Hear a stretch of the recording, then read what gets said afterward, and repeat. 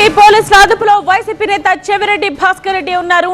చెవిరెడ్డిని మంగళగిరికి తరలిస్తూ ఉన్నారు పోలీసులు. బెంగళూరు నుండి కొలంబో వెళుతున్న చెవిరెడ్డిని ఎయిర్పోర్ట్ లో ఇమిగ్రేషన్ అధికారులు అడ్డుకున్నారు.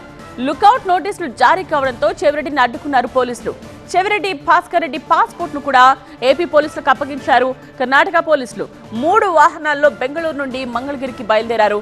ఏపీ పోలీసులు లిక్కర్ కేసులో A38 గా ఉన్నారు చెవిరెడ్డి.